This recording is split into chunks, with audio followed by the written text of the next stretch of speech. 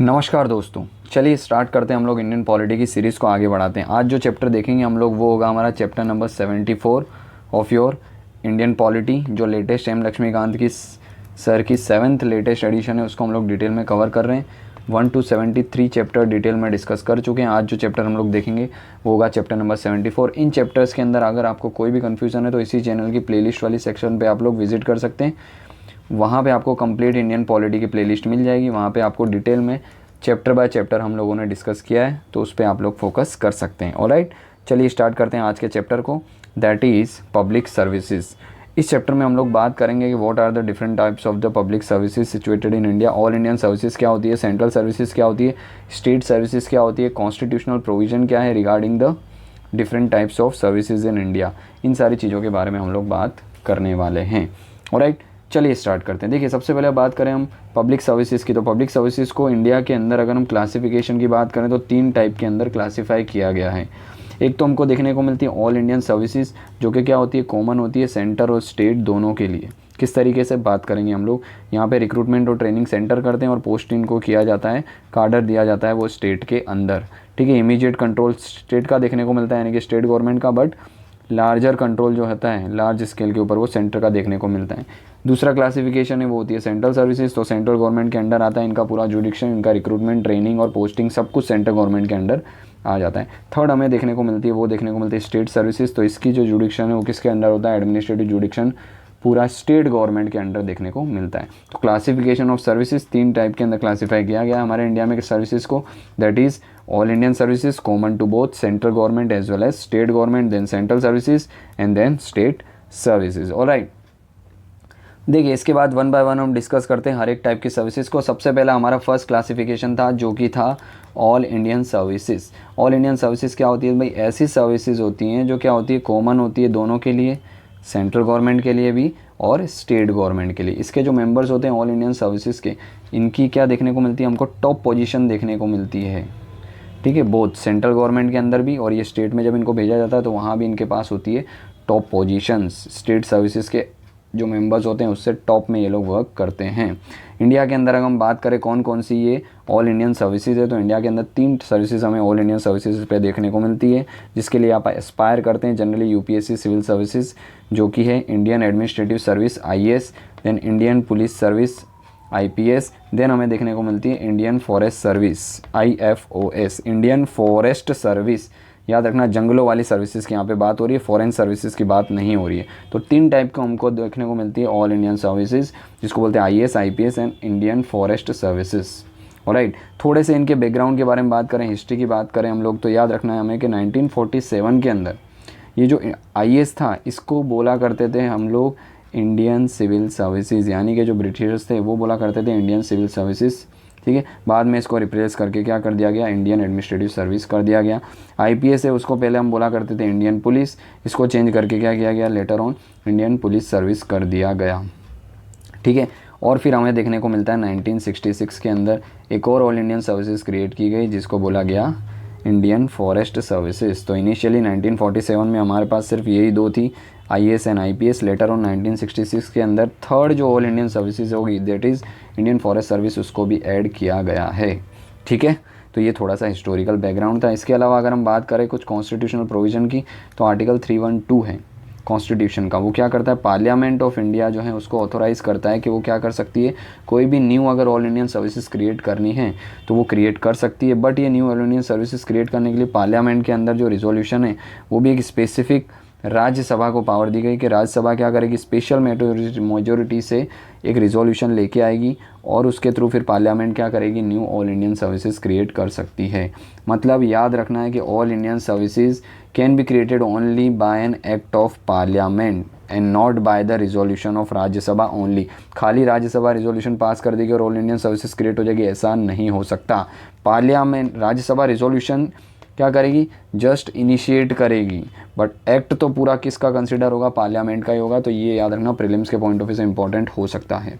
ठीक है, तो पार्लियामेंट अपने आप तो क्रिएट नहीं कर सकती, राज्यसभा पहले रिजोल्यूशन पास करेगी और उसके थ्रू फिर पार्लियामेंट में एक एक्ट लाया जाएगा ऑल इंडियन सर्विसेज के न्यू क्रिएशन का, knew all Indian services create करने का। फिर उसके बाद क्या होगी, क्या होगा, all Indian services, new Indian services को क्रिएट किया जा सकता है, पर अभी हमें ओनली 3 ऑल इंडियन सर्विसेज देखने को मिलती है। राज्यसभा को ये एक्स्ट्रा पावर क्यों दिए, क्यों रिजोल्यूशन इसी में से इनिशिएट होना चाहिए, क्योंकि राज्यसभा के अंदर एमपीज़ जो होते हैं वो किसके होते हैं, स्टेट के एमपीज़ होते हैं, ठीक है। तो स्टेट का इंटरेस्ट क्या करने के लिए, सेटिस्फाई करने के लिए और फेडरलिज्म के सिस्टम को मेंटेन करने के लिए राज्यसभा को ये पावर दी गई है कि आप क्या करो, स्पेशल मेजोरिटी से रिजोल्यूशन पास करो, तभी हम ऑल इंडियन सर्विसेज क्रिएट करेंगे by an act of parliament, ठीक है। अब थोड़े से और हम लोग इतिहास की बात करें, हिस्ट्री की बात करें, तो भाई जो ड्राफ्टिंग कमेटी थी कॉन्स्टिट्यूशनल असेंबली को, जिसको ड्राफ्ट करना था, उसने कॉन्स्टिट्यूशन के अंदर ऑल इंडियन सर्विसेज को प्रोवाइड करने के लिए ऐसे कोई स्टेटस प्रोवाइड नहीं किया था कि भाई कॉन्स्टिट्यूशनल स्टेटस दे दो ऑल इंडियन सर्विसेज को, ठीक है। लेटर ऑन क्या हुआ, ये चीज़ें जो हैं ड्राफ्ट कॉन्स्टिट्यूशन के अंदर मेंशन नहीं थी। फिर लेटर ऑन जब क्या किया गया और भी डिबेट डिस्कस किया गया, तो फाइनली आर्टिकल 312 ऐड किया गया, ठीक है। इसने क्या किया, ऑल इंडियन सर्विसेज को कहीं ना कहीं कॉन्स्टिट्यूशनल स्टेटस भी दिया और साथ साथ में knew all Indian services create भी की। और इसमें सबसे ज़्यादा इंपॉर्टेंट रोल था वो किसका था, सरदार वल्लभ भाई पटेल जी का था। इन्होंने ऑल इंडियन सर्विसेज को बहुत ही अच्छी तरीके से हम बोल सकते हैं कॉन्स्टिट्यूशनल असेंबली के अंदर डिफेंड किया, और ये हमें आर्टिकल 312 के अंदर देखने को मिली। इसीलिए हम सरदार वल्लभ भाई पटेल जी हैं, इनको क्या कहते हैं, father of the all Indian services भी कहते हैं। तो ये भी एक इंपॉर्टेंट क्वेश्चन है, सरदार वल्लभ भाई पटेल को कहा जाता है father of all Indian services, क्योंकि इन्हीं की वजह से आर्टिकल 312 के अंदर हमको ऑल इंडियन सर्विसेज देखने को मिलती है कॉन्स्टिट्यूशन के। ये तो ड्राफ्टिंग कमेटी तो इनिशियली इसको रिजेक्ट कर रही थी कि ऐसी सर्विसेज शायद हमारे यहाँ होनी भी नहीं चाहिए, क्योंकि कॉलोनियल एरिया है। कॉलोनियल टाइम में क्या किया गया था, ये इंडियन सर्विसेज जो हैं वो क्या करती थी, इंडियंस को एक्सप्लॉइट करती थी। तो ड्राफ्टिंग कमेटी के कुछ मेंबर्स को ऐसा लगा, बोले हो सकता है ये फ्यूचर में भी एक्सप्लॉइट करे, पर डॉक्टर सरदार वल्लभ भाई पटेल थे जिन्होंने इसको डिफेंड किया, और हमें देखने को मिलती है ऑल इंडियन सर्विसेज, ठीक है। एक एक्ट भी है ऑल इंडियन सर्विसेज से रिलेटेड एक्ट, जो पार्लियामेंट ने पास किया था 1951 के अंदर, जिसको बोला जाता है all Indian services act of 1951, ठीक है। ये ऑथोराइज़ करता है कि भाई सेंट्रल गवर्नमेंट जो है वो क्या कर सकती है, रूल्स रेगुलेशन बना सकती है with the consultation of state government, ठीक है। किसके लिए, कि भाई ये ऑल इंडियन सर्विसेज हैं, इनके मेंबर को रिक्रूट करना है उसके रिगार्डिंग, ठीक है। ये जो ऑल इंडियन सर्विसेज है इनके मेंबर्स को ट्रेन किया जाता है और रिक्रूट किया जाता है किसके द्वारा, सेंट्रल गवर्नमेंट के द्वारा, बट इनकी पोस्टिंग कहाँ होती है, डिफरेंट स्टेट के अंदर देखने को मिल जाती है, ठीक है। यानी कि कार्डर इनको डिफरेंट स्टेट का मिलता है, सेंटर का अपना कोई कार्डर नहीं है, याद रखना, ठीक है। सेंटर पे खाली ये स्टेट के अंदर जिन लोगों को पोस्टिंग मिलती है, सेंट्रल गवर्नमेंट के अंदर ये खाली क्या एक फिक्स टेन्योर के लिए डेप्यूटेशन पे क्या करते हैं, वर्क करते हैं। और ये डेप्यूटेशन का पीरियड भी होता है जिसके अंदर ये स्टेट के अंदर जो रिक्रूट किए गए ऑल इंडियन सर्विसेज के सिविल सर्वेंट है वो सेंट्रल गवर्नमेंट के अंदर जाते हैं एक फ़िक्स टेन्योर के लिए, जिसको डेप्यूटेशन भी बोला जाता है, ठीक है। और ये वेल नोन एक डेप्यूटेशन सिस्टम है जिसके थ्रू स्टेट के अंदर पोस्ट किए गए ऑल इंडियन सर्विसेज के सिविल सर्वेंट कहाँ जाते हैं, सेंट्रल गवर्नमेंट के पास जाते हैं समय थोड़े टाइम के लिए वर्क करने के लिए, और जब क्या टाइम पीरियड पूरा हो जाता है तो वापस से अपने कार्डर में यानी अपने स्टेट में आ जाते हैं, ठीक है। इसके अलावा याद रखना है जितने भी ऑल इंडियन सर्विसेज है थ्रू आउट द कंट्रीज़, इन सभी के राइट्स है, इन सभी का स्टेटस है, यूनिफॉर्म स्केल ऑफ पे थ्रू आउट द कंट्री हमको सेम देखने को मिलता है। आईएएस है तो जितने भी आईएएस होंगे उस आईएएस की जिस रैंक पे वो लोग होंगे उन सभी को सेम सैलरी, सेम पे स्केल, सेम राइट, स्टेटस सब कुछ सेम मिलता है, तो ये भी याद रखना है, ठीक है। ये ऑल इंडियन सर्विसेज जो हैं ये क्या मानी जाती है, क्लास 1 सर्विसेज भी मानी जाती है, जिसको हम लोग अभी ग्रुप ए सर्विस भी बोलते हैं। किस तरीके से वो हम देखेंगे, ठीक है। पहले के टाइम पे क्या होता है, जनरली अगर हम बात करें ऑल इंडियन सर्विसेज जो हैं उसको भी 3 कैटेगरीज़ के अंदर डिवाइड किया जाता है। एक तो सुपर टाइम स्केल सर्विसेज होती थी, ठीक है, सीनियर स्केल पे उनको पोस्टिंग मिलती थी, अमुक को जूनियर स्केल पे पोस्टिंग मिलती थी। अभी हमको क्या देखने को मिलता है कि भाई बिगिनिंग पे क्या किया जाता है, जूनियर स्केल के लेवल पे ऑफिसर को अपॉइंट किया जाता है, और a course of time promotion होकर धीरे धीरे वो क्या है, सुपर टाइम स्केल के ऊपर आ जाता है। और ये ऑल इंडियन सर्विसेज हैं ये क्या की जाती है, जो 3 सर्विसेज हैं IAS, IPS and IFOS, Indian forest service, ये 3 डिफरेंट मिनिस्ट्री के द्वारा मैनेज की जाती है। आईएएस जो है वो ministry of personnel public grievances and pension के द्वारा, आईपीएस जो है मिनिस्ट्री ऑफ होम अफेयर्स के द्वारा, इंडियन फॉरेस्ट सर्विसेज है तो ये मिनिस्ट्री एनवायरनमेंट के द्वारा क्या की जाती है, मैनेज की जाती है, ठीक है। इसके अलावा हमको ये भी चीज़ें याद रखनी है कि ऑल इंडियन सर्विसेज हैं इनको क्या है, जॉइंटली सेंट्रल गवर्नमेंट और स्टेट गवर्नमेंट दोनों क्या करती है, कंट्रोल करती है। सेंट्रल गवर्नमेंट के पास क्या होता है, कहीं ना कहीं हमको अल्टीमेट कंट्रोल देखने को मिलता है ऑल इंडियन सर्विसेज के सारे सर्वेंट्स का, जबकि इमीडिएट कंट्रोल हमको स्टेट गवर्नमेंट के पास देखने को मिल जाता है। ये सिविल सर्वेंट की जितनी भी सैलरीज है, पेंशन है, वो क्या है, स्टेट गवर्नमेंट के अंडर देखने को हमको मिल जाती है। लेकिन कोई अगर डिसिप्लिनरी एक्शन लेना है, जैसे इन पे पेनल्टी वगैरह इंपोज करनी, तो डिसिप्लिनरी एक्शन के लिए सेंट्रल गवर्नमेंट इनके ऊपर क्या करेगी, एक्शन लेगी। स्टेट गवर्नमेंट डिसिप्लिनरी एक्शन नहीं ले सकती। इमीडिएट एक्शन स्टेट गवर्नमेंट ले सकती है। इनकी सैलरीज हैं, पेंशन है, इनका ट्रांसफ़र है, वो सब। बाकी इनको सस्पेंड करना है, डिसमिस करना है, ठीक है, खास करके, या फिर इनको रिमूव भी करना है, कोई ऐसा डिसिप्लिनरी एक्शन लेना है, तो वो सेंट्रल गवर्नमेंट के अंडर देखने को मिलता है। कार्डर की बात करें तो प्रेजेंटली हमारे इंडिया में टोटल मिला के 26 अलग अलग कार्डर्स देखने को मिल जाते हैं। किसके, ऑल इंडियन सर्विसेज के। ये 26 कार्डर्स के अंदर क्या देखने को मिलते हैं हमको, 2 ऐसे जॉइंट कार्डर भी देखने को मिलते हैं। जैसे जॉइंट कार्डर किसके लिए, तो भाई आसाम, मेघालय, इसका जॉइंट कार्डर देखने को मिलता है फर्स्ट। और दूसरा जॉइंट कार्डर के अंदर अरुणाचल प्रदेश, गोवा, मिज़ोरम यूनियन टेरिटरी का भी हमको क्या देखने को मिलता है, जॉइंट कार्डर देखने को मिलता है। 26 कार्डर है पूरे देश के अंदर, जहाँ पे ऑल इंडियन सिविल सर्वेंट के लोग जो हैं उनको क्या किया जाता है, ट्रांसफ़र किया जाता है, अपॉइंट किया जाता है। तो इतनी चीज़ें हमें एटलीस्ट पता होनी चाहिए ऑल इंडियन सर्विसेज के बारे में। ऑलराइट, इसके बाद सेंट्रल सर्विसेज की बात करें, नाम से पता पड़ा है सेंट्रल गवर्नमेंट के अंडर होगी, तो ये वर्क करते हैं exclusively under the जुडिक्शन of the central government, ठीक है। इनके फंक्शन है, टेक्निकल पोजीशन है, सेंट्रल गवर्नमेंट के अलग अलग डिपार्टमेंट में इनको पोस्टिंग मिलती है, कंट्रोल एंड मैनेज किया जाता है इनकी रिस्पेक्टिव डिपार्टमेंट्स और मिनिस्ट्री के द्वारा इनको सेंट्रल लेवल पे, ठीक है। कुछ ऐसे हैं जिनको मिनिस्ट्री ऑफ पर्सोनेल जो है वो भी क्या करती है, मैनेज करती है इन सिविल सर्वेंट्स को जो सेंट्रल गवर्नमेंट के अंडर आ जाते हैं, ठीक है। बट ये जो मिनिस्ट्री ऑफ पर्सोनेल है वो क्या करती है, एक जनरल पॉलिसी प्रिपेयर करती है सारे सिविल सर्वेंट के लिए जो कि सेंट्रल सर्विसेज के अंदर आ जाते हैं। बट इमीडिएट जो पॉलिसी है वो रिस्पेक्टिव मिनिस्ट्री जो है वो ही उनकी प्रिपेयर करती है। जैसे कि भाई एजुकेशन डिपार्टमेंट में है अगर वो सिविल सर्वेंट, तो एजुकेशन मिनिस्ट्री जो है वो उनकी रूल्स रेगुलेशन तय करेगी। पर जनरल गाइडलाइन जो है मिनिस्ट्री ऑफ पर्सनल रेडी करती है, क्योंकि सेंट्रल नोडल मिनिस्ट्री देखने को हमको मिल जाती है। इंडिपेंडेंस से पहले अगर हम बात करें तो इन सिविल सर्वेंट को क्या बोला जाता था, क्लास 1, 2, फिर सब ऑर्डिनेट और इन्फेरियर सर्विस, इस तरीके से कुछ कहा जाता था इनको बिफोर इंडिपेंडेंट। पर लेटर ऑन जैसे हम इंडिपेंडेंट हुए तो ये जो इन्फेरियर सर्विसेज जो हैं, ये इन्फेरियर सर्विसेज हैं, ठीक है। इसके अलावा हमको देखने को मिलता है सब ऑर्डिनेट सर्विस, ये नोमेनक्लेचर को हमने हटा दिया और फिर हमने इसको क्लास 1, 2, 3, 4 इस तरीके से नाम दिया, ठीक है। After the recommendation of what, first पे कमीशन, जो कि सेटअप किया गया था 1946 से 47 में। इसकी रिकमेंडेशन पे हमने क्या किया है, सब ऑर्डिनेट और इन्फीरियर सर्विस नाम जो है वो हटा दिया, इसकी जगह क्लास 1, 2 तो है ही, क्लास 3 और 4 इनको बना दिया। लेटर ऑन इन 1974 के अंदर हम बात करें तो एक क्लास वाली जो चीज़ है उसको क्या किया गया, हटा दिया गया और क्लास की जगह हमने ग्रुप लग दिया। तो group A, B, C, D present में हमको सिंस 1974, ठीक है, क्या देखने को मिलता है, हमको देखने को मिलती है group A, B, C, D services देखने को मिल जाती हैं, जिसको डन किया था on the recommendation of third पे कमीशन, जो कि 1970 से लेकर 73 के बीच में सेटअप किया गया था थर्ड पे कमीशन। इसी के बेस पे क्या किया गया था, क्लास को चेंज करके क्या ग्रुप नाम दे दिया गया था। तो अभी हमको central services group A, group B, group C and group D के नाम से हम लोग जानते हैं, ठीक है। तो ये भी याद रखना है। प्रेजेंट में अगर हम देखें तो टोटल सेंट्रल सर्विसेज की बात करें तो अराउंड 66 ये सेंट्रल सर्विसेज में ग्रुप A की सर्विसेज हमको देखने को मिल जाती है, जिसको लिस्ट आउट आपकी बुक के अंदर भी आप देख सकते हैं। जैसे इंडियन फॉरेन सर्विस है, अकाउंट एंड फाइनेंस सर्विस है, पोस्टल सर्विसेज है, इंडियन रेलवे अकाउंट सर्विस है, रेलवे पर्सनल सर्विस है, रेलवे ट्रैफिक सर्विसेज है। ऐसी टोटल अराउंड 66 जैसी सेंट्रल सर्विसेज हमको आज के टाइम में देखने को मिल जाती हैं। ज़्यादातर ये ग्रुप A की सेंट्रल सर्विसेज हैं, ठीक है। वो ग्रुप B की सेंट्रल सर्विसेज हैं। ये ग्रुप A और ग्रुप B के जो सेंट्रल सर्विसेज के क्या होते हैं, ऑफिसर्स होते हैं। ग्रुप A और ग्रुप B के इनको ऑफिसर्स बोला जाता है। प्लस इनके ये ऑफिसर जो है इनको गजेटेड ऑफिसर भी कहा जाता है, क्योंकि इनका नाम जो है गवर्नमेंट ऑफ इंडिया के ऑफिशियल गैजेट है उसके अंदर नोटिफाई किया जाता है। इनकी सैलरी, इनकी पेंशन, इनके ट्रांसफ़र वो सारे ऑफिशियली क्या है, गवर्नमेंट जो है वो क्या करती है, नोटिफाई करती है ऑफिशियल गजेट में और सबको पता होते हैं। जबकि ग्रुप C और D हो गया उनको क्या बोला जाता है, नॉन गजेटेड एम्प्लॉयज़ कहा जाता है या नॉन गजेटेड क्लास भी कहा जाता है। किसको, ग्रुप C और ग्रुप D को, क्योंकि इनका गजेट के अंदर ऑफिशियली नाम नहीं आता है, ठीक है।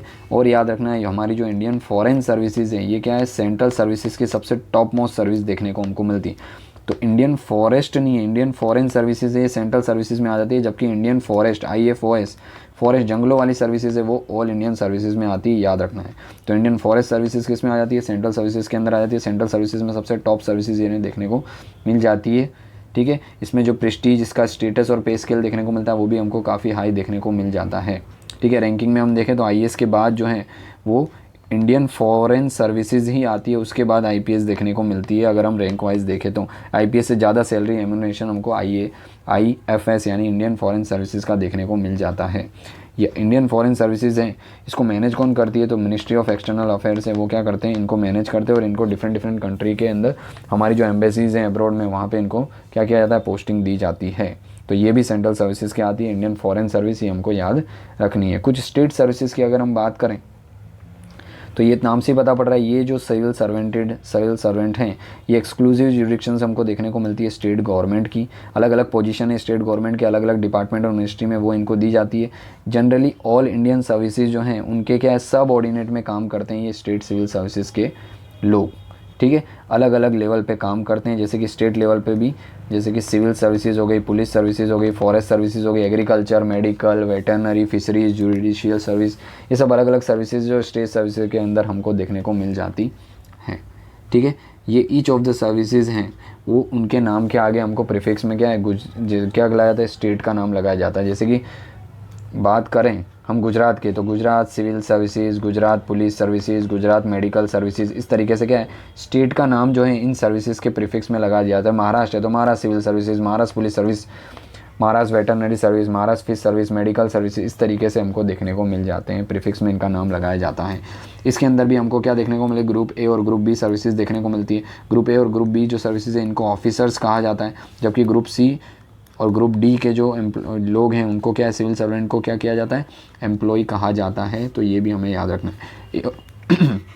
ए और बी के जो सिविल सर्वेंट है उनका गज़ट के अंदर नाम नोटिफाई किया जाता है, ठीक है। उनकी सैलरी, रिटायरमेंट, प्रमोशन, ये सारी चीज़ें गज़ट में ऑफिशियली गवर्नमेंट है, स्टेट गवर्नमेंट रिस्पेक्टिव वो नोटिफाई करती है। सी और डी के लिए ऐसा कुछ भी देखने को हमको नहीं मिलता है। इनको ऑफिसर्स बोलते हैं ए और बी को, और सी और डी को हम लोग एम्प्लॉयज़ के नाम से जानते हैं।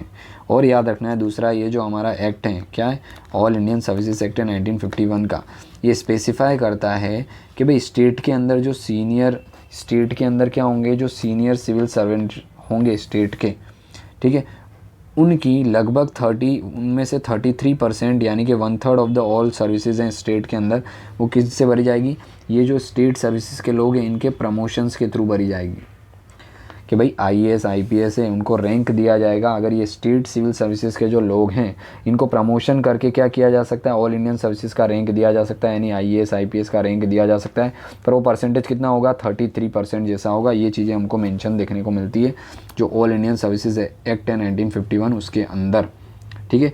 बट ऐसे ही दे दिया जाएगा नहीं, प्रमोशंस के थ्रू दिया जाएगा। काफ़ी लंबे वर्क करने के बाद एक कमेटीज़ बनाई जाएगी, कमेटी ईच स्टेट के अंदर। ये कमेटी जो है ये प्रिजाइड किसके द्वारा की जाएगी, तो यूपीएससी के जो चेयरमैन होंगे वो इस कमेटी को प्रिजाइड करेंगे। ये प्रिजाइडिंग कमेटी क्या करेगी, नाम देगी भाई इन लोगों को प्रमोट करके हम लोग क्या कर सकते हैं, ऑल इंडियन सर्विसेज का प्रमोट करके ऑल इंडियन सर्विसेज का रैंक दे सकते हैं, और उसके अकॉर्डिंग फिर इनके अंदर हमें काम देखने को मिल जाएगा, ठीक है। तो ये चीज़ें याद रखनी है हमको स्टेट सिविल सर्विसेज के अंदर। कुछ कॉन्स्टिट्यूशनल से रिलेटेड प्रोविज़न देखें हम लोग, तो कॉन्स्टिट्यूशन में ये पब्लिक सर्विसेज के बारे में कहाँ लिखा गया, तो आर्टिकल 308 से लेकर 314 तक देखने को मिलते हैं हमको। Part 14 of the Indian constitution के आर्टिकल 308 से लेकर 14 तक क्या देखने को मिलते हैं हमको, प्रोविज़न देखने को मिलते हैं regarding the all Indian services, central services और स्टेट सर्विसेज। 308 से लेकर 314 part 14 all Indian central and state services के अंदर देखने को मिलते हैं। सबसे पहले हम बात करते हैं रिक्रूटमेंट की, कि भाई रिक्रूटमेंट और सर्विस कंडीशन किससे क्या होती है। आर्टिकल 309 देखने को मिलता है जो क्या करता है, पार्लियामेंट को और स्टेट लेजिस्लेचर को एम्पावर करता है। पार्लियामेंट सेंट्रल और ऑल इंडियन सर्विसेज को, स्टेट सर्विसेज को कौन देखेगी, स्टेट लेजिस्लेचर। वो इनके रूल्स एंड रेगुलेशन जो हैं, लॉज वगैरह हैं, वो क्या करेंगे, बनाएंगे, और उसके अकॉर्डिंग इनके टेन्योर्स हैं, सैलरीज़ हैं, कंडीशन है, वो प्रिसाइड की जाएगी। पर जब तक ये लोग नहीं बनाते तब तक क्या है, सेंट्रल लेवल पे प्रेसिडेंट है, स्टेट लेवल पे गवर्नर है, वो इनके बारे में डिसाइड करेंगे, रूल्स रेगुलेशंस के बारे में, ठीक है। इनके अपॉइंटमेंट, इनके सिलेक्शन, इनका डेपुटेशन, प्रमोशन, ये सारी चीज़ें ध्यान रखी जाएगी पार्लियामेंट और स्टेट के द्वारा। पार्लियामेंट सेंट्रल सर्विसेज और ऑल इंडियन सर्विसेज को देखेगी, स्टेट जो है वो स्टेट की सर्विसेज को देखने वाली है, ठीक है। इनकी सर्विस कंडीशन में इनके पे स्केल, अलाउंसेस हैं, इनके पीरियोडिक लीव हैं, प्रमोशन है, ये सारी चीज़ें देखी जाती है। इसी प्रोविज़न के अंदर हमको देखने को मिलता है कि पार्लियामेंट है या स्टेट लेजिस्लेचर है या स्टेट लेजिस्लेचर्स हैं, वो क्या कर सकती है, इनके ऊपर रीजनेबल रिस्ट्रिक्शन भी डाल सकती है, यानी कि इनके फंडामेंटल राइट जो हैं उनको क्या किया जा सकता है, कुछ समय के लिए या जब तक ये सर्विसेज के अंदर हैं तब तक कुछ फंडामेंटल राइट को क्या किया जा सकता है, इनके सस्पेंड किया जा सकता है, ताकि इनकी इंटीग्रिटी को मेंटेन किया जा सके, ये ऑनेस्ट रहे गवर्नमेंट की ओर, ठीक है, ये एफिशिएंटली काम करे, डिसिप्लिन में काम करे, इम्पार्शियलिटी देखने को मिले। इसके लिए पार्लियामेंट और स्टेट लेजिस्लेचर क्या कर सकती है, इनके ऊपर रीज़नेबल रिस्ट्रिक्शन डाल सकती है इनके फंडामेंटल राइट पे। तो ये भी हमको याद रखना है। वो कौन कौन सी सर्विसेज होगी, वो सेंट्रल सर्विसेज हो, स्टेट सर्विसेज हो, ठीक है, या रेलवे सर्विसेज हो, इन सभी के ऊपर ये रीज़नेबल रिस्ट्रिक्शन डाली जा सकती है। ये हमको कॉन्स्टिट्यूशन का आर्टिकल 309 बोलता है। देन अगर हम बात करते हैं टेन्योर की, कितने सालों तक ये काम कर सकते हैं, तो उसके लिए आ जाता है आर्टिकल 310। ये क्या बोलता है कि भाई जो मेंबर्स हैं डिफेंस सर्विसेज के हों, सिविल सर्विसेज के हों, सेंट्रल सर्विसेज के हों, ऑल इंडियन सर्विसेज के हों, या पर्सन हो जो मिलिट्री के अंदर वर्क कर रहे हैं सिविल पोस्ट पे या, ठीक है, तो इन सभी की बात करें तो ये सब कब तक टेन्योर एंजॉय कर सकेंगे, till the pleasure of president in case of central services and defence services, और स्टेट गवर्नमेंट की सर्विसेज के लिए प्लेजर ऑफ गवर्नर। ये क्या है, ध्यान में रखे जाएंगे। लेकिन एक्सेप्शंस भी हमको देखने को मिलते हैं इन रूल्स के अंदर कि भाई प्लेजर का मतलब ये नहीं है कि जब उनका मन हुआ तब उनको हटाया जा सके, ऐसा नहीं है, ठीक है। उनके ऊपर ये सारे चार्जेस जो हैं, कुछ चार्जेस जो भी लगाए गए हैं वो क्या होने चाहिए, प्रूव होने चाहिए, ठीक है। और उसके बेस पे प्लस अगर कॉन्ट्रैक्ट बेस पे किसी को रिक्रूट किया गया है और कॉन्ट्रैक्ट बेस पे रिक्रूटमेंट हो जाने के बाद अगर कॉन्ट्रैक्ट टर्मिनेट हो जाता है और उसमें उस पर्टिकुलर पर्सन जिसको रिक्रूट किया उसकी गलती नहीं, तो कंपनसेशन भी उनको दिया जाना चाहिए। तो ये चीज़ें भी हमें याद रखनी है। अगर सेफ गार्ड की बात करें हम सिविल सर्वेंट की कि भाई इनको कौन कौन से सेफ गार्ड दिए जाते हैं, तो उसके लिए आर्टिकल 311 है कि भाई कोई भी सिविल सर्वेंट है अगर उसको हटाना है तो डॉक्ट्राइन ऑफ प्लेजर सिर्फ प्रेसिडेंट की क्या है, इनफ नहीं है। 2 ग्राउंड्स हैं, उसके बेस पे जनरली क्या है, हमको 2 चीज़ें ध्यान रखनी है। आर्बिट्री उनको डिसमिस नहीं किया जा सकता, वो क्या है, वे सिविल सर्वेंट जो हैं उनको डिसमिस नहीं किया जा सकता कोई भी ऐसी अथॉरिटी के द्वारा जो उनको अपॉइंटिंग अथॉरिटी है उससे कम हो। यानी कि अगर प्रेसिडेंट ने अपॉइंट किया है तो प्रेसिडेंट से नीचे की कोई भी अथॉरिटी उनको रिमूव नहीं कर सकती, ठीक है।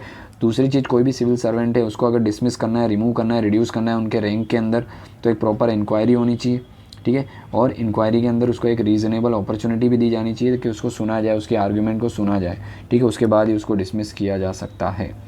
ये जो 2 सेफगार्ड देखने को मिलती है उनको आर्टिकल 311 के अंदर यानी कि 311 के अंदर ये अवेलेबल किसके लिए, सिविल सर्विसेज जो हैं सेंटर के, ऑल इंडियन सर्विसेज है इनके लिए अवेलेबल है, स्टेट की जो सिविल सर्विसेज है उनके लिए अवेलेबल है, ठीक है। कोई भी सिविल पोस्ट पे होल्ड करके बैठा है सेंटर और स्टेट गवर्नमेंट में तो उनके लिए है। लेकिन याद रखना ये जो हमको देखने को मिलता है सेफगार्ड, ये डिफेंस सर्विसेज के लिए नहीं है। तो डिफेंस या आर्मी के अंदर कोई भी काम कर रहा है या कोई भी डिफेंस सर्विस है, आर्मी, नेवी, एयरफोर्स, तो उनके लिए ये जो 2 सर्विसेज है अंडर आर्टिकल 311 सेफगार्ड है वो अवेलेबल नहीं है, ठीक है। इसके अलावा देखिए सिविल सर्वेंट के लिए ये जो दूसरी थी इंक्वायरी की प्रॉपर, तो इंक्वायरी के अंदर भी हमको सेफगार्ड क्या देखने को मिलता है, सर्टेन एक्सेप्शन देखने को मिलते हैं। भाई ज़रूरी नहीं है इंक्वायरी कंडक्ट कराना। कौन से 3 सर्कमस्टांसेस में, भाई कोई भी सिविल सर्वेंट है उसके ऊपर क्रिमिनल चार्जेस लगें तो ज़रूरी नहीं, और प्रूव भी हो चुके हैं, कन्विक्ट हो चुका है उस क्रिमिनल चार्जेस में, तो इंक्वायरी करने की उसको ज़रूरत नहीं है, उसको वैसे ही हटाया जा सकता है, ठीक है। इसके अलावा अगर जो है प्रेसिडेंट सेटिस्फाई हैं कि उनको रीज़नेबली क्या किया गया है, हटाया गया है, और इंक्वायरी बैठाना प्रॉपर क्या है कन्वीनियंट नहीं है, तो भी क्या है उनके लिए कोई इंक्वायरी बिना बिठाए भी उनको हटाया जा सकता है। प्रेसिडेंट और गवर्नर को ऐसा लगता है कि भाई नेशन की सिक्योरिटी का थ्रेट है, अगर इन पे इंक्वायरी बिठाई गई तो भी क्या है बिना इंक्वायरी के सिविल सर्वेंट को रिमूव किया जा सकता है विदाउट एनी इंक्वायरी। तो ये 3 एक्सेप्शंस भी याद रखने हैं जो प्रेसिडेंट और गवर्नर के अंडर देखने को हमको मिल जाते हैं, ठीक है। ओरिजिनली क्या है सिविल सर्वेंट को ये दोनों जो अंडर 311 हमको देखने को मिलता है दोनों सेफगार्ड दिए गए थे। लेटर ऑन सेकंड वाला सेफगार्ड है वो उनसे छीन लिया गया, कब, by the 42nd constitutional amendment act of 1976 कि भाई सेकेंड अपॉर्चुनिटी जो है वो क्या है, हो सकता है आपको नहीं भी दी जाए, बिना इस अपॉर्चुनिटी के भी आपको डिसमिस या रिमूव किया जा सकता है, ये 3 ग्राउंड के ऊपर। तो ये भी हमको याद रखना है सिविल सर्वेंट के लिए, ठीक है। रीज़नेबल अपॉर्चुनिटी का मतलब क्या होता है, सुप्रीम कोर्ट ने ये बताते हुए भी बताया था भाई रीज़नेबल अपॉर्चुनिटी का मतलब होता है कि भाई वो अगर गिल्ट हैं तो उनको जो भी वो इनोसेंस है तो उनको अपने प्रूफ को क्या दो, उनको ऐसा अपॉर्चुनिटी दो कि वो अपनी प्रूफ जो है अपने जो भी एविडेंस है वो रख सकें, ठीक है, क्रॉस एग्जामिन कर सकें उनके खिलाफ जितने भी एविडेंसेस हैं। और डिसिप्लिनरी अथॉरिटी जो है वो क्या है एक कॉपी एटलीस्ट इंक्वायरी की उस ऑफिसर को भी दे जिसके खिलाफ वो इंक्वायरी चल रही है। ये सारी चीज़ें आ जाती है किसके अंदर, रीज़नेबल अपॉर्चुनिटी के अंदर जो सिविल सर्वेंट को दी जानी चाहिए अंडर आर्टिकल 311।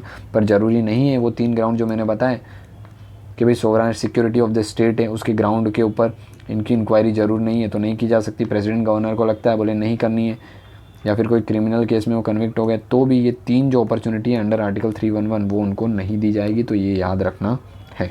ऑलराइट, इसके अलावा ऑल इंडियन सर्विसेज की हम बात करते हैं तो इसके लिए आर्टिकल 312 है स्पेसिफिकली, जो क्या बोलता है, आर्टिकल 312 बोलता है कि भाई ऑल इंडियन सर्विसेज है, पार्लियामेंट उसको क्रिएट कर सकती है, पर पार्लियामेंट अपने आप ही नहीं कर सकती है। राज्यसभा के अंदर क्या होना होगा, स्पेशल मेजोरिटी से रिजोल्यूशन पास करना होगा। स्पेशल मेजोरिटी क्या है, more than 2/3 present and voting है, क्या होती है हम डिटेल में देख चुके हैं पहले भी, आप पीछे के लेक्चर को जाके रिवाइव कर सकते हैं, ठीक है। तो राज्यसभा स्पेशल मेजोरिटी से that is more than 2/3 present and voting क्या करेगी, रिजोल्यूशन पास करेगी, जिसके थ्रू क्या करेंगे, पार्लियामेंट के अंदर एक्ट लाके all Indian services new create की जा सकती है। इसके अलावा पार्लियामेंट की जब हम बात करते हैं वो रेगुलेट करती है इनकी कंडीशन ऑफ सर्विसेज, ठीक है, किसकी, ऑल इंडियन सर्विसेज के और सेंट्रल सर्विसेज के। इसके अलावा ये सर्विस जो हैं इनको नोन किया जाता है as a cement for the constitution, the service known as the commencement of the constitution 26 January 1915 as an administrative services and the Indian police services are deemed to be services created by the parliament act not a constitution. कि भाई याद रखना जो civil services create की गई थी, meaning क्या हुआ इसका, 26 जनवरी 1950 के अंदर जो कॉन्स्टिट्यूशन जो सिविल सर्विसेज क्रिएट की गई थी वो ऐसा माना जाएगा भाई पार्लियामेंट ने एक्ट ला के उनको क्या किया था, क्रिएट किया था, ठीक है। Plus all Indian judicial services हैं, ठीक है, ये क्या है, इसके अंदर मिनिमम जो है वो डिस्ट्रिक्ट जज होना चाहिए, डिस्ट्रिक्ट जज से नीचे की पोस्ट जो है वो ऑल इंडियन जुडिशल सर्विसेज में नहीं होनी चाहिए। ये कॉन्स्टिट्यूशन में अमेंडमेंट करके चीज़ें की गई थी और वो था 42nd constitution amendment act of 1976। इसने बोला था कि भाई इंडिया में 4th नंबर की ऑल इंडियन जुडिशल सर्विसेज भी होना चाहिए, जिसमें मिनिमम डिस्ट्रिक्ट लेवल के जज हैं वो ही अपॉइंट किए जाने चाहिए, बट ऐसा कुछ क्रिएट नहीं किया गया, गैजेट में नोटिफाई नहीं किया गया, पार्लियामेंट ने कोई ऐसा एक्ट लेके नहीं आया, ठीक है। खाली कॉन्स्टिट्यूशन ने अमेंड कर दिया, पर पार्लियामेंट ने ऐसा कोई प्रोविजन लेके नहीं आया जिससे all Indian judicial services create भी की जा सके, ठीक है। इसीलिए क्या है, कोई जुडिशल सर्विस क्रिएट नहीं की गई। एज ऑफ नाउ ओनली 3 हमको ऑल इंडियन सर्विसेज देखने को मिल जाती है। अदर प्रोविजन की कुछ हम बात करें तो आर्टिकल 312A है, वो क्या करता है, वो ऐड किया गया था, पहली तो चीज़ याद रखना है, by the 28th constitutional amendment act of 1972 के अंदर क्या है, पार्लियामेंट ने इसको ऐड किया था, ठीक है। किस लिए भाई, ये पावर देता है टू पार्लियामेंट टू वेरी और revoke the condition of services office of certain services की कंडीशन ऑफ सर्विसेज हैं, वर्क करने की सर्विसेज हैं, उसको पार्लियामेंट क्या कर सकती है, रिमूव कर सकती है। ये आर्टिकल 312A हमको बोलता है। जबकि 313 की बात करते हैं हम आर्टिकल्स की, तो ये डील्स करता है with the transitional power and the say that the until otherwise provided all the laws in the force before 1950s and the applicable to any public services would continue. जब तक इसको change नहीं किया जाएगा तब तक 1950 से पहले जितने भी लॉज थे जो सिविल सर्वेंट पे लग रहे थे वो क्या रहेंगे, कंटिन्यू रहने वाले हैं। बट 314 जो है ये हमको क्या बात करता है, ये बात करता है made the provision for the protection of the existing officers of certain services was repeal by ये। इसका मतलब है भाई आर्टिकल जो 314 है इसको क्या किया गया था, रिपील कर दिया गया था by the 28th constitutional amendment act 1972 के, जो बात करता था कुछ प्रोविज़न की for the protection of existing officer of certain services, जिसको रिमूव कर दिया गया था। तो अभी ये एग्जिस्ट नहीं करता है आर्टिकल 314 हमारे कॉन्स्टिट्यूशन के अंदर। ऑलराइट, तो ये कुछ प्रोविज़न हमको देखने मिलते हैं, other provision regarding the constitution of public services. Alright, ये कुछ आर्टिकल्स हैं जो हमने अभी डिस्कस किए फ्रॉम आर्टिकल 308 to 9, 10, 11, 12, 13 एंड 14। 14 को रिपील कर दिया गया by 28th constitutional amendment act of 1972। तो ये कुछ आर्टिकल्स है रिलेटेड टू पब्लिक सर्विस जो एटलीस्ट हमें क्या होने चाहिए, पता होने चाहिए। ऑलराइट, तो ये था हमारा ओवरऑल लेक्चर जिसके अंदर हमने बात की कुछ article related to the constitution में क्या क्या प्रोविजन है पब्लिक सर्विस से रिलेटेड, कौन सी 3 सर्विसेज हमको देखने को मिलती है इंडिया के लेवल पे, all Indian services, central and state services. Alright, तो ये चैप्टर नंबर 74 हमारा इन टोटल, जिसका टाइटल था पब्लिक सर्विसेज। आई होप आपको समझ आ गया होगा ये पूरा चैप्टर। अगर इसमें कोई भी डाउट हो तो आप कमेंट सेक्शन में अपना क्वेश्चन पुट कर सकते हैं, और इससे पहले के चैप्टर में भी कोई भी कन्फ्यूज़न हो तो आप वो डाउट कमेंट में पूछ सकते हैं। ऑलराइट, चलिए मिलते हैं इसी के साथ हम लोग नेक्स्ट लेक्चर में, तब तक के लिए जय हिंद।